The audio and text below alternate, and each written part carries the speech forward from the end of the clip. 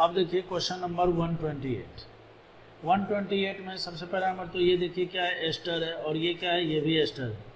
और एस्टर का हाइड्रोलाइसिस करने से क्या मिलता है, हमें एसिड मिलता है। ठीक है, सबसे पहला नंबर आप क्या कीजिए, इसको C डबल बॉन्ड O रहने दीजिए और इसको COH में बदल लीजिए, यहाँ पर भी और इधर भी COH में इसको बदल लीजिए।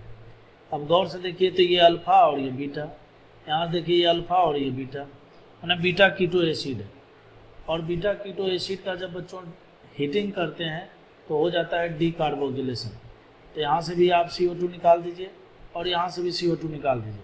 तो जब आप CO2 निकालेंगे तो हाइड्रोजन यहाँ पर चिपक जाएगा और ये भी यहाँ पर चिपक जाएगा और ये डाईओन टाइप का सिस्टम बनाएगा और ऑप्शन नंबर 20 का करेक्ट आंसर होगा। बात करते हैं 129 में। 129 में बोलता है सिमेट्रिकल कीटोन है, ये जो है सिमेट्रिकल कीटोन है। सिमेट्रिकल कीटोन मतलब C डबल बॉन्ड O के दोनों तरफ सेम टाइप का ग्रुप होना चाहिए। तो देखिए ये तो कीटोन ही नहीं है और ये सिमेट्रिकल भी नहीं है, तो इसका मतलब ऑप्शन नंबर A या ऑप्शन नंबर C दोनों में से कोई एक आंसर होगा। कहता है लिथियम एल्युमिनियम हाइड्राइड से इसका रिडक्शन कीजिए। तो आप जानते हो कि जब रिडक्शन इसका करेंगे तो CH3 CH ये 2 डिग्री का अल्कोहल बनेगा। ठीक है, फिर उसके बाद देखिए इसको इसका रिडक्शन करेंगे तो ये भी वैसे ही इस तरह से जो है CH और ये OH और फिर यहाँ पर देखिए CH2 और फिर CH3 इस तरह से कुछ बनाएगा। फिर कहता है कि जब 2 डिग्री अल्कोहल का आप एसिडिक मीडियम में हीटिंग कीजिएगा, तो आप जानते हो कि एसिडिक मीडियम में हीटिंग करने से ये क्या बनाता है, ये अल्कीन बनाता है। ठीक है, तो अल्कीन जो बनेगा वो देखिए चाहे इधर बनाइए दोनों तरफ सेम ही प्रोडक्ट बनने वाला है, कुछ ऐसा बनेगा। और इसमें देखिए इसमें जो है जो अल्कीन बनेगा वो मेजर प्रोडक्ट जो होगा वो जो है मोस्ट क्राउडेड वाला होगा, ठीक बीचों बीच वाला होगा। ठीक है, तो CH3 फिर CH2 और बीच में CH डबल बॉन्ड CH और फिर CH2 और फिर CH3 ये बनेगा। ठीक है, अब देखिए गौर से आप देखिए तो ये जो ऑप्शन नंबर C है इसमें जो है 2 फॉर्म आपको मिलेंगे, एक मिलेगा सिस और दूसरा मिलेगा ट्रांस। ठीक है, तो सिस और ट्रांस जो है दोनों स्टीरियो आइसोमर है। सबसे पहला नंबर तो दोनों एक दूसरे के स्टीरियो आइसोमर है। ठीक है, ज्योमेट्रिकल आइसोमर है, इसका मतलब स्टीरियो आइसोमर है। तो दो वैसा स्टीरियो आइसोमर है ना, किसी भी स्टीरियो आइसोमर का दो कंपाउंड, दो ऐसा कंपाउंड जो दोनों एक दूसरे के मिरर इमेज नहीं हो। मिरर इमेज जब होते हैं तो वो इनन्सियोमर हो जाते हैं, और मिरर इमेज नहीं होते हैं तो उसको हम लोग क्या बोलते हैं, डाइस्टीरियोमर्स बोलते हैं। तो जैसे देखिए यहाँ पर बोलता है डाइस्टीरियोमर्स। तो यहाँ पर देखिए ये जो फर्स्ट ऑप्शन है, फर्स्ट ऑप्शन में देखिए यहाँ पर जो अल्कीन मिल रहा है इसके तो 2 फॉर्म होंगे ही नहीं। भाई डाइस्टीरियोमर्स होने के लिए क्या होता है, डाइस्टीरियोमर्स होने के लिए कम से कम 2 कंपाउंड का होना बहुत ज़रूरी है। तो यहाँ पर जो प्रोडक्ट मिला है वो तो एक ही प्रोडक्ट है, जबकि ऑप्शन नंबर C में हमें 2 प्रोडक्ट मिला है। ठीक है, एक सिस है और दूसरा ट्रांस है। दोनों स्टीरियो आइसोमर है, एक दूसरे के ज्योमेट्रिकल आइसोमर है और दोनों एक दूसरे के मिरर इमेज भी नहीं है। तो जब 2 कंपाउंड, 2 स्टीरियो आइसोमर जो है एक दूसरे के मिरर इमेज नहीं होते हैं तो उसको हम लोग बोलते हैं डाइस्टीरियोमर्स। तो उस हिसाब से ऑप्शन नंबर C इसका करेक्ट आंसर है। अब देखिए क्वेश्चन नंबर 130 बताते हैं, बहुत ही आसान क्वेश्चन है। इस तरह से साइक्लोब्यूटेनॉन लिया हुआ है और कहता है X mole of lithium aluminium hydride. ठीक है, और फिर जो है हाइड्रोलाइसिस मतलब H+ दिया गया है और उसके बाद जो है ये प्रोडक्ट है, बताइए क्या मिलेगा। तो सिंपल सी बात है भैया, ये जो लिथियम एल्युमिनियम हाइड्राइड है ये क्या है, H- का सोर्स है। कैसे, Li+ और AlH4- होता है ना, AlH4-। तो हम जानते हैं कि ये लुईस एसिड होता है AlH3। ठीक है, तो ये एक बॉन्ड बनाए हुए तो ये H- के रूप में अपने को क्या देगा, ये देगा न्यूक्लियोफाइल। ठीक है, तो ये न्यूक्लियोफाइल क्या करेगा, इस कार्बोनिल कार्बन पर अटैक करेगा। देखिए यहाँ पर 4 मोल लेने का मतलब यह है कि इसका अमाउंट बहुत ज़्यादा कर दिया है। ठीक है, तो जैसे ये न्यूक्लियोफाइल जो है, ये न्यूक्लियोफाइल इसके ऊपर अटैक करेगा तो ये वाला बॉन्ड खुलेगा। बाद में देखिए यहाँ पर हाइड्रोलाइसिस किया हुआ है, हाइड्रोलाइसिस करने का मतलब यह है कि इसको हाइड्रोजन मिल जाएगा और फाइनली देखिए प्रोडक्ट मिलेगा। ठीक, तो यहाँ पर साइक्लोब्यूटेन का जो है 4 मोल लिया हुआ है, तो कहता है कि ये प्रोडक्ट बनाने के लिए एक्स मतलब लिथियम एल्युमिनियम हाइड्राइड के कितने मोल की ज़रूरत होगी। तो सही मायने में देखिए लिथियम एल्युमिनियम हाइड्राइड जो है एक स्ट्रॉन्ग न्यूक्लियोफाइल जनरेट कर रहा है, स्ट्रॉन्ग रिड्यूसिंग एजेंट है, ठीक है। तो कहने का मतलब है कि अगर इसका 1 मोल भी अगर हम लोग लेते हैं तो ये प्रोडक्ट बनने में कोई दिक्कत नहीं होगा। समझ गए बात को। तो इसका जो है वैल्यू ऑफ एक्स हो जाएगा 1। अब यहाँ पर जो है जैसे मान लीजिए मतलब कुल मिलाकर ये है ना कंफ्यूज करने के लिए दिया हुआ है, ठीक है, कि आप इस चीज़ को समझ पाते हो या नहीं।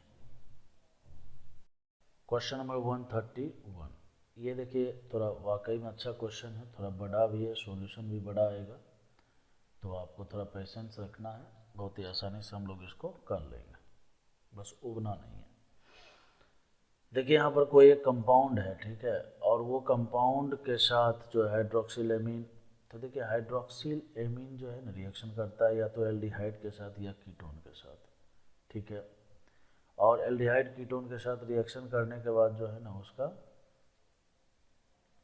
डिहाइड्रेशन होता है, और डिहाइड्रेशन होने के बाद आपको पता है ऑक्जाइम बनाता है, ठीक है।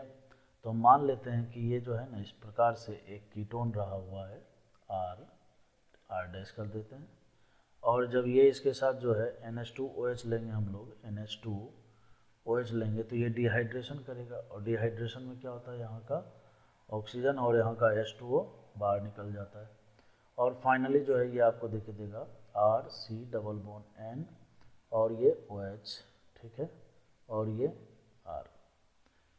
अब देखिए ये हाइड्रोक्सिल एमीन बन गया, और हाइड्रोक्सिल एमीन बनने के बाद जो है देखिए H2SO4 लिया हुआ है, ठीक है, H2SO4 और हाइड्रोलाइसिस। तो आपको पता है कि इस ऑक्जाइम के साथ जब H2SO4 लेकर रिएक्शन करते हैं तो एक बैकमैन रीअरेंजमेंट होता है, ठीक है, बैकमैन रीअरेंजमेंट होता है। उसमें क्या होता है, सबसे पहला नंबर जो है यहाँ से H+ जो है ये इसके साथ इसका प्रोटोनेशन हो जाएगा, प्रोटोनेशन के बाद यहाँ से लीव करेगा, लीव करने के बाद ये जो है कार्बोकैटायन बनाएगा, अनस्टेबल सिचुएशन हो जाएगा। तो फिर क्या होगा, ये वाला जो ग्रुप यहाँ पर है ये इसके तरफ जो है माइग्रेट करता है, ठीक है, आप जानते होंगे। तो RC फिर यहाँ पर आएगा पॉजिटिव चार्ज, और फिर डबल बॉन्ड N और इधर R हो जाएगा, इसमें कोई शक की बात नहीं। अब इसके ऊपर जो है हाइड्रोलाइसिस किया हुआ है तो H2O का होगा अटैक, जैसे H2O का अटैक होगा तो ये बनेगा RCOH बन जाएगा, और डबल बॉन्ड NR बनेगा। इसका टोटोमेराइजेशन अगर कर ले तो ये एक प्रोडक्ट कुछ इस तरह का देता है, आपको पता होगा, एमाइड। क्या देता है बच्चों प्रोडक्ट? एमाइड, ठीक है। चलिए बहुत बढ़िया, ये एमाइड अपने को प्रोडक्ट के रूप में मिल गया।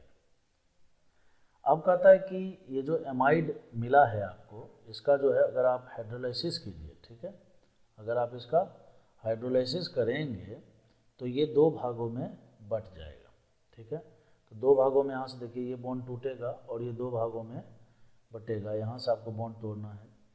एक तो बन जाएगा ये RCOOH, ठीक है, और दूसरा दिया हुआ है RNH, तो ये RNH2 में कन्वर्ट होगा, ठीक है। तो 2 प्रोडक्ट आपको मिल गया यहाँ पर।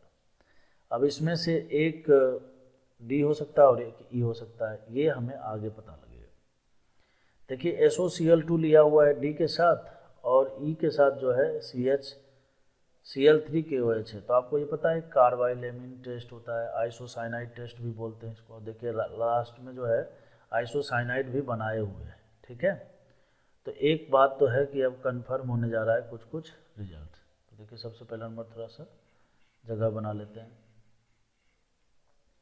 तो आइसोसाइनाइड में जो है बदलेगा कौन, ये एमीन बदलेगा। तो जैसे ही मान लीजिए RNH2 है, ठीक है, RNH2 है, तो RNH2 जो है ये CHCl3 और ये जो है ये देता है इस तरह से डाइक्लोरोकार्बिन बनाता है, ठीक है। तो ये डाइक्लोरोकार्बिन के साथ जो है इस प्रकार से रिएक्शन करता है, और रिएक्शन करने के बाद इसमें कुछ रीअरेंजमेंट के बाद लास्ट में जो है RNC बनता है। लेकिन यहाँ पर जो है फाइनल प्रोडक्ट के लिए पहचानने के लिए जो है इसने इसको बोला है कि ये मिथाइल आइसोसाइनाइड बना है। तो मिथाइल आइसोसाइनाइड बना है तो इसका मतलब क्या हुआ पता है? अब देखिए यहाँ पर मैंने एक चीज़ गड़बड़ कर दिया, नीचे में आर डैश किया था, तो देखिए आर डैश वाला इधर है, ये है, ये है, ठीक है, इसको मैं आर डैश बोल दे रहा हूँ, आप लिख लीजिए। तो यहाँ से देखिए एक बात तो कंफर्म हो गया कि एक तरफ जो है हमने जो माना था R C O R dash, इसमें से आर डैश जो है ये क्या है बच्चों, CH3 है। ये बात तो पता लग गया, हमें यही तो पता करना है, ए पता करना है, ठीक है।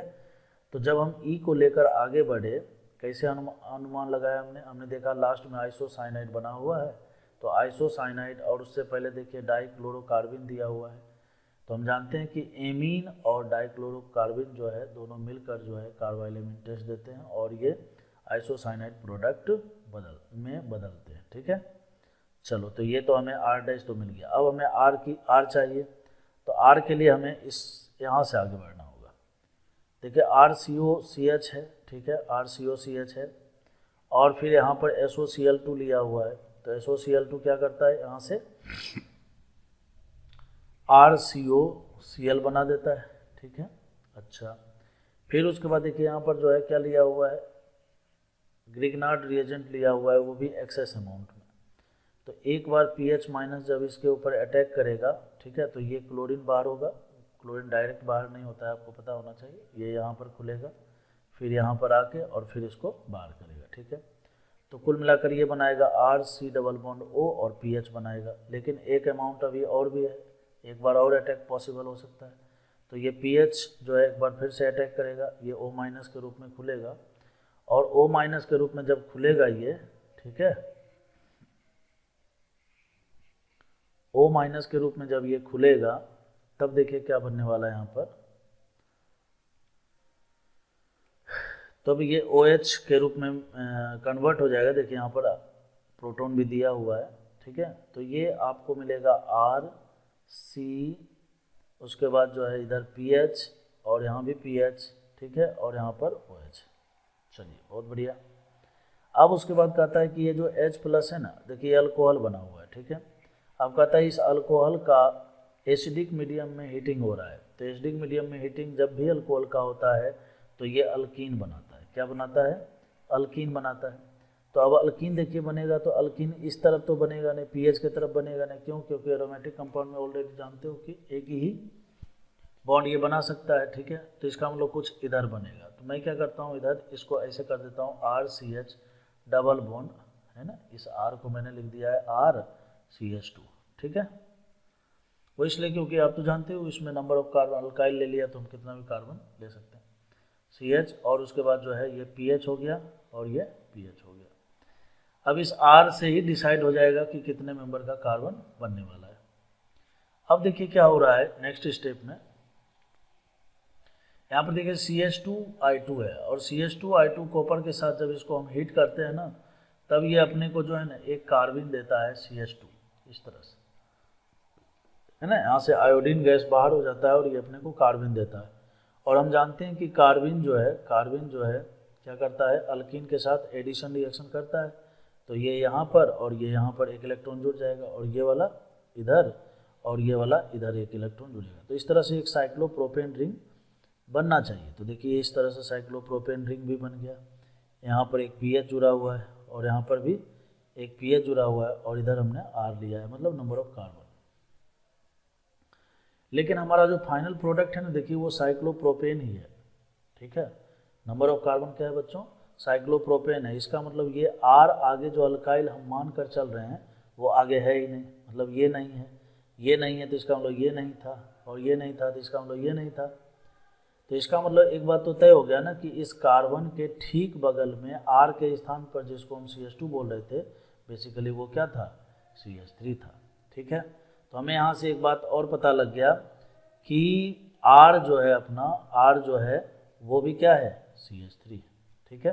यहाँ पर जो ये R है ये CH3 है। तो इस तरह से जो फाइनल प्रोडक्ट है, कहने का मतलब जो A हमें ढूंढना था, उस A को A ढूंढने में अपने को R और R डैश दोनों मिल चुका है। तो जब अपने को R और R डैश दोनों मिल चुका है तो फाइनली अपना जो प्रोडक्ट है जो हमें चाहिए वो CH3COCH3 है।